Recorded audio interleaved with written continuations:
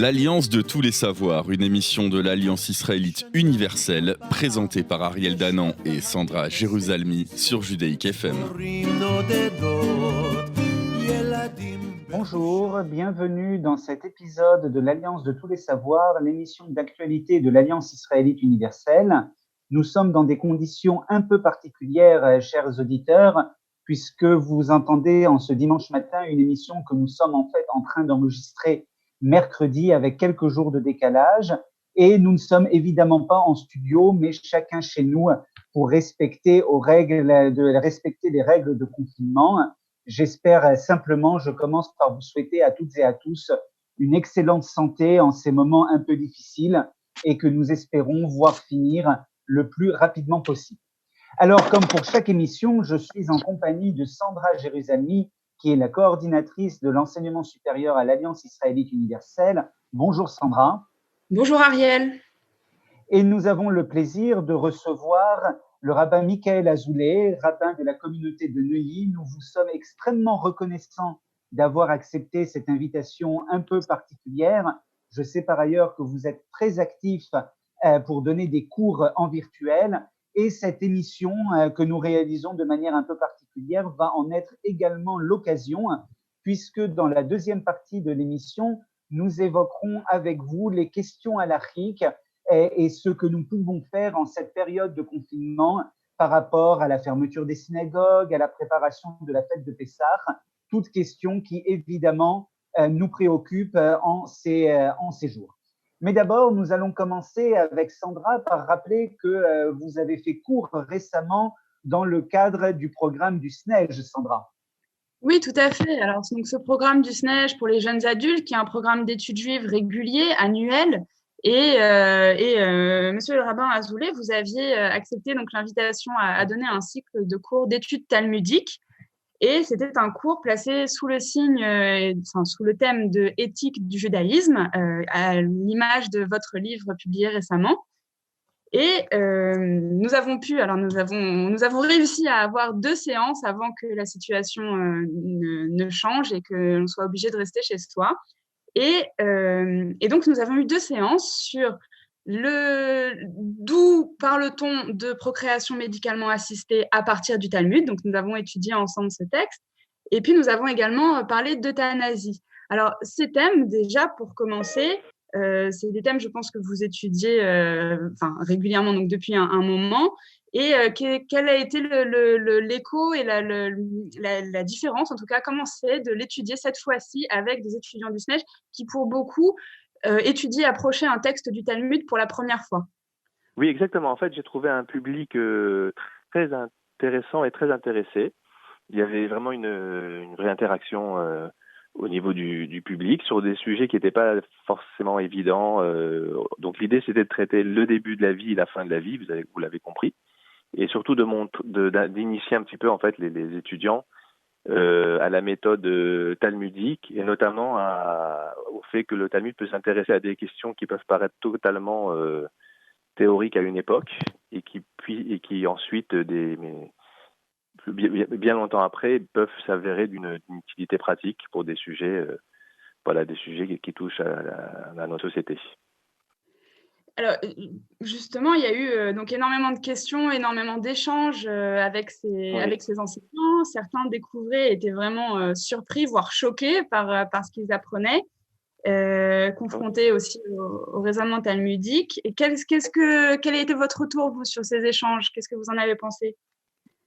En fait, oui, c'était intéressant de voir les étudiants. Je voyais des yeux ronds, des étudiants qui étaient effectivement un peu choqués d'abord par le fait qu'il n'y a pas vraiment de tabou dans le Talmud. En fait, on aborde toutes sortes de questions. Là, on a parlé de sexualité, en fait, au détour de la question de la procréation assistée, qui évidemment n'existe pas dans le Talmud, mais qui imagine le cas d'une femme qui se trempe, qui se baigne et qui se trouve fécondée à cause d'un homme qui s'était baigné avant, donc c'est complètement ubuesque. Et puis ce qui était intéressant, c'est de voir comment le Talmud résonne, de montrer aux étudiants en fait comment est-ce qu'on peut poser des problèmes théoriques et ensuite qui peuvent s'avérer d'une utilité pour des questions modernes d'aujourd'hui, de filiation, etc. Voilà. Et donc en fait, si vous voulez, j'ai senti qu'il y avait un grand intérêt de la part des étudiants, à la fois sur le plan du texte, des sujets traités, et aussi de la méthode talmudique, de dialectique en fait, avec des questions, des réponses, réfutation de réponses, etc. Voilà, c'est ça qui était très très très motivant dans ce cours. Alors, parmi les questions qui ont été soulevées, notamment dans les sujets annexes qui mènent donc dans le raisonnement, il y a eu la question et l'étonnement sur oui, mais on ne considère pas les non-juifs comme les juifs, et ça a choqué aussi beaucoup de gens. Et ça aurait dû être le thème de notre 3e séance. Est-ce qu'on peut avoir un mini condensé là-dessus pour nous rattraper sur ce goût de rater finalement? Bah oui, malheureusement, elle n'a pas pu traiter. C'était celui qu'on devait traiter, et puis avec le confinement, ça n'a pas été possible. Mais en tout cas, la manière dont j'aurais abordé le sujet, c'est de montrer en fait que quand on parle du non-juif dans le Talmud, on parle jamais d'un non-juif, si je peux dire, monolithique. En fait, le rapport au non-juif a évolué, varié en fonction du non-juif qui soit est idolâtre, soit qui ne l'est pas, soit. Donc en fait, il y a toutes sortes de non-juifs. Et ce que nous avons vu la dernière fois, c'était plutôt... alors, on n'avait pas vraiment défini qu'est-ce qu'on entendait par non-juif, mais en tout cas, il est sûr que le regard a beaucoup évolué par rapport aux non-juifs depuis l'époque du Talmud, et puis surtout l'époque où l'idolâtrie était répandue à l'époque antique, biblique, et l'époque actuelle. Et ce que j'aurais démontré aux étudiants, si on avait pu faire ce cours, et j'espère qu'on aura l'occasion de le faire, c'est de leur montrer qu'aujourd'hui, le regard porté sur le non-juif n'a absolument rien à voir avec le regard que portait le Talmud, et je pense que ça les rassurera d'ailleurs. Eh ben, merci beaucoup. Merci encore pour ce cours. On espère effectivement pouvoir reporter cette 3e séance. En attendant, le SNEJ continue désormais, on s'est organisé pour continuer nos séances en ligne via Zoom, comme beaucoup d'autres organisations. Et d'ailleurs, en attendant donc, que le prochain cours de Sharon Bar Korba commencera demain, lundi, sur les civilisations ashkénazes. Et en attendant, il y a eu plusieurs sessions animées par des étudiants du SNEJ, et ça, c'est aussi une belle adaptation à cette période, tellement les étudiants ont envie d'apprendre. Ils ont réclamé qu'il y ait des sessions malgré tout, malgré les trous liés aux aléas. Et les activités continuent d'ailleurs de manière différente. L'Alliance s'adapte et vous avez possibilité de retrouver d'autres informations, Ariel. Oui, bien sûr. Alors, nous nous adaptons du mieux possible. Vous pouvez trouver énormément d'événements culturels qui ont été filmés ces dernières années dans le cadre des activités de l'Alliance que vous pouvez retrouver sur YouTube. C'est une manière, puisque certains d'entre nous ont un peu plus de temps que d'habitude, de pouvoir se cultiver et de pouvoir retrouver des thèmes, disons, qu'ils n'avaient pas pensé pouvoir aborder. Récemment, nous avons mis en ligne une conférence de Georges Bensoussan sur l'histoire de l'Alliance, une conférence du professeur Armand Abécassis autour de son dernier livre « Jésus avant le Christ ». Et puis, de manière générale, vous pouvez retrouver tous les débats, tous les colloques qui ont été organisés par l'Alliance ces dernières années et qui sont en ligne et accessibles à tous ceux qui le souhaitent. Et puis, il y a également la bibliothèque numérique de l'Alliance, puisque malheureusement, la bibliothèque est évidemment fermée, mais à travers ces ressources numériques, vous pouvez retrouver énormément de livres que vous pouvez lire directement, des périodiques, également des dossiers thématiques autour de la fête de Pessah.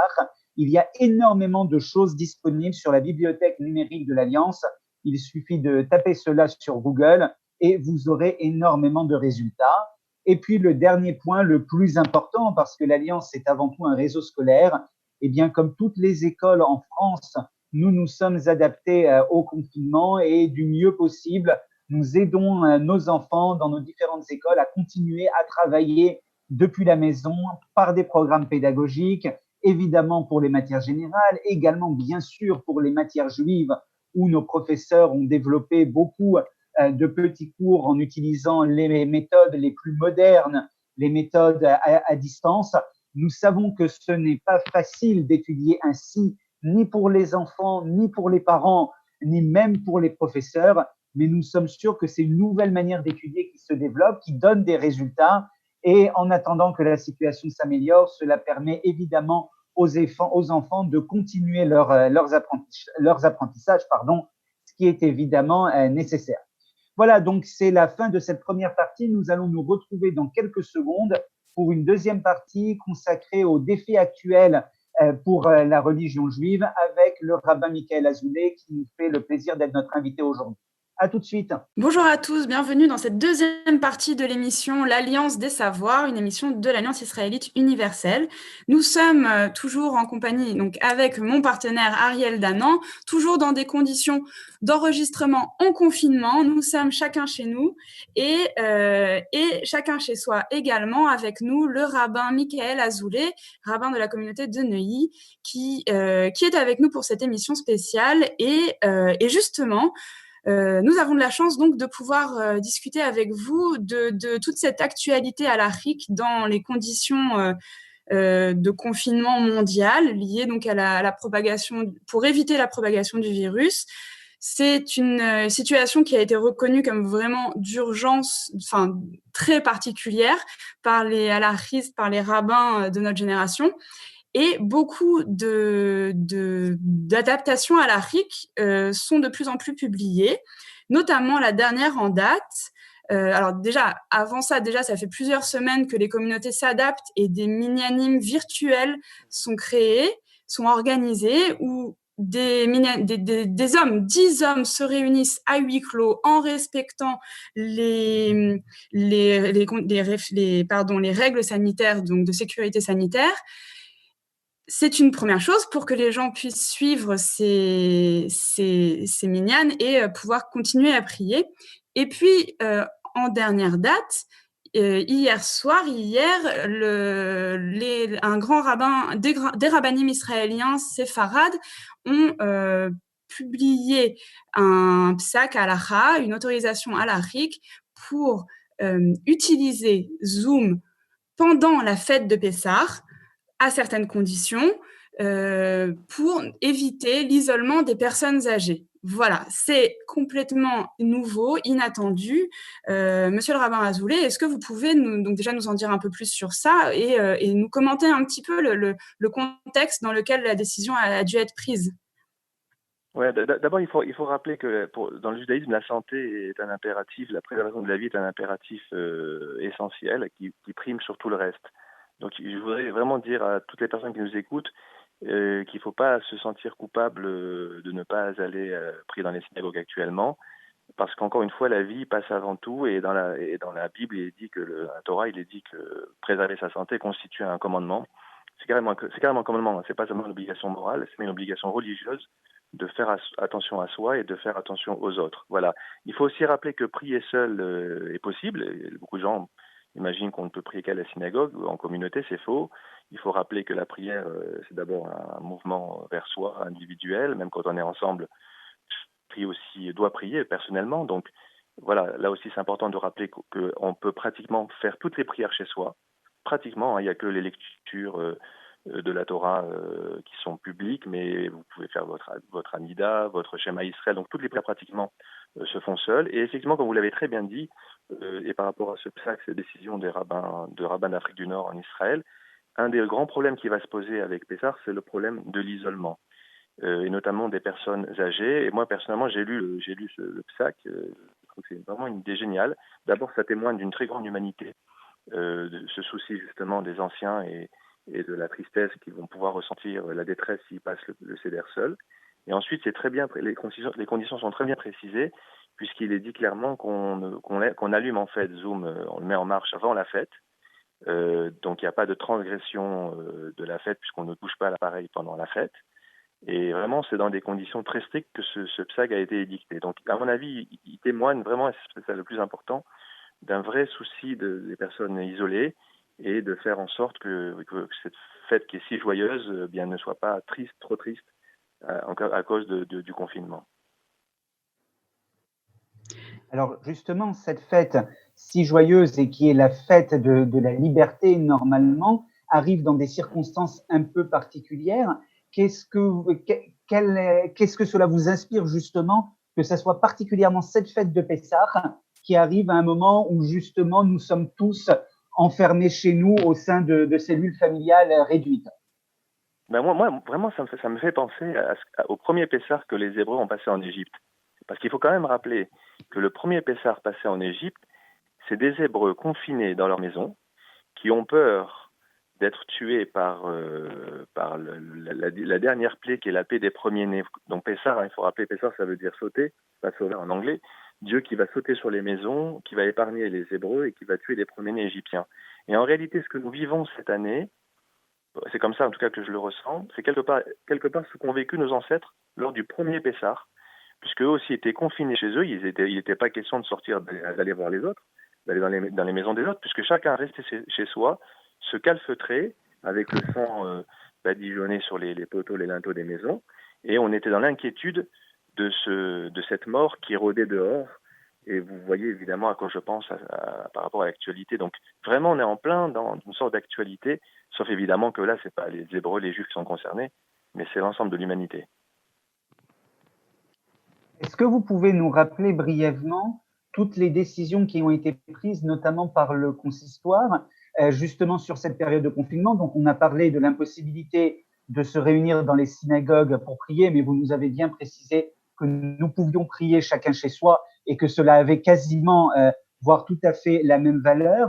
Quelles sont également les autres décisions qui ont été prises? Alors, l'actualité va très vite, donc ce que nous disons peut rapidement ne plus correspondre à la réalité sanitaire, mais quelles sont les décisions qui ont été prises à la fois à propos des mikvés, à propos de tous ces éléments de la pratique juive à laquelle nous avons du mal à nous faire du fait de l'impossibilité de sortir de chez soi? Écoutez, il y a eu beaucoup de choses. Vous avez raison. D'abord, la première chose qui a été faite, ça a été de fermer progressivement toutes les synagogues. Il y avait quand même un peu de résistance au début parce que il y a des synagogues qui n'ont jamais fermé, même pendant la guerre, comme ça a été rappelé par certains collègues. Et donc déjà, il a fallu faire tout un travail de fond pour habituer les mentalités à ce que les synagogues soient fermées et que l'on reste chez soi. Ensuite, le consistoire a fait tout un travail pour mettre en ligne les listes au lieu que ce soit, on reçoit en général des listes sur papier imprimé, etc. Là, on a reçu tout ce qui est liste des produits de Pessah, toutes les indications préparation de Pessah, tout ça en ligne. On a également aussi beaucoup de possibilités de se faire livrer aujourd'hui tout ce qui est produit de Pessah, de se les faire livrer plutôt que d'aller dans les magasins, avec aussi les risques que l'on connaît. Concernant les mikvaot, beaucoup de débats aussi, très intéressant d'écouter ce qui se fait, que ce soit en Israël d'ailleurs ou en France. En Israël, les mikvaot restent ouverts, mais alors il faut voir, j'ai reçu d'un collègue israélien, un rabbin, toutes les recommandations qui sont données, c'est des parachutes en fer, si je peux dire, pour que les femmes qui aillent au mikvé vraiment soient sûres de ne pas avoir le virus, face à enfin vraiment plein de conditions, mais ils ont décidé de laisser les mikvaot ouverts. En France, le débat est très chaud. Il y a des autorités qui sont pour fermer les mikvaot, d'autres qui laissent le mikvé ouvert. C'est mon cas par exemple à Neuilly, où le mikvé de Neuilly est resté ouvert. Mais c'est pas partout pareil. La Varenne est fermée, j'ai appris récemment.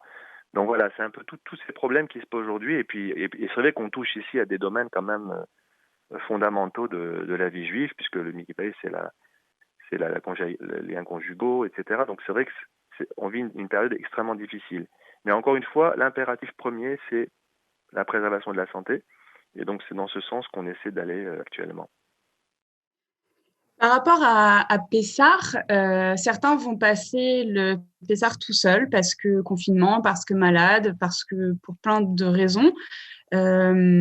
Certains envisagent de réadapter la Haggadah à cette idée-là justement d'être seul, sur la symbolique d'être seul, de traverser le désert seul. Est-ce que c'est quelque chose qui vous évoque voilà, comment est-ce que vous voyez ça? Comment est-ce qu'on adapte la Haggadah à cette écoutez, de toute façon, ce qui est assez incroyable, c'est que quelque part, ça a déjà été prévu, puisque dans les textes, dans le Shulchan Aruch, il est dit que la Haggadah, donc il y a un commandement le soir de Pessah de parler de la sortie d'Égypte, mais on n'a pas besoin d'être plusieurs. On imagine même le cas d'une personne qui est seule, donc ce qui peut-être va être vécu par certaines personnes malheureusement cette année, et la loi juive, dit que même seul, on doit se parler à soi-même et faire le récit d'Égypte à soi-même. Donc on voit quelque part que même si par définition un récit c'est toujours dialogal, au moins deux personnes, on voit quand même qu'on a envisagé que ce récit puisse être un monologue, c'est-à-dire qu'on se parle à soi-même.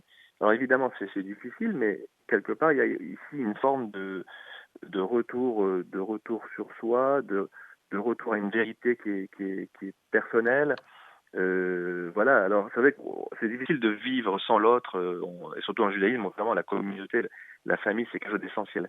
Mais peut-être ça nous permet aussi de revenir vers soi-même et finalement de construire une relation à cette fête qui va être une relation effectivement très personnelle. Et puis je pense que ce soir-là, on pensera beaucoup à l'espérance, surtout de sortir de cette situation.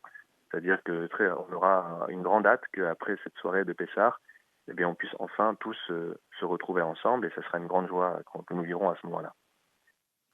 Amen. Alors vous, concernant donc votre synagogue aussi à Neuilly, j'imagine, est fermée. Comment est-ce que, et Ariel le disait en introduction, vous faites des cours en virtuel? Qu'est-ce que vous faites? Comment vous adaptez tout ça? Alors voilà, on a fait en sorte aussi d'envoyer sur les réseaux sociaux de la synagogue, de la communauté.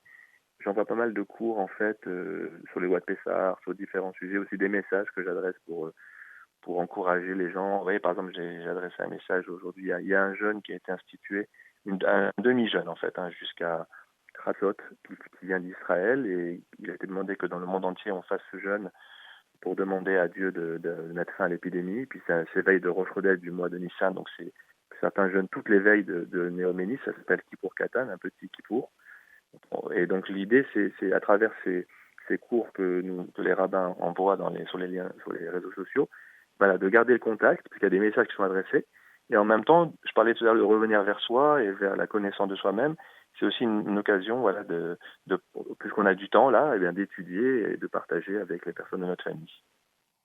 On s'adapte.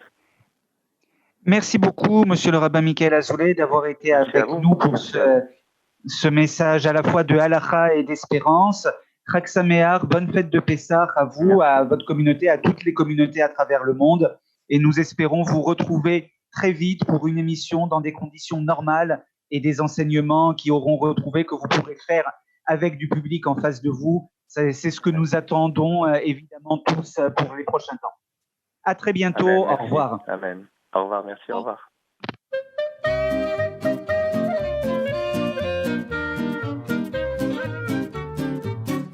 L'Alliance de tous les savoirs, une émission de l'Alliance israélite universelle, présentée par Ariel Danan et Sandra Jérusalemi sur Judaïk FM.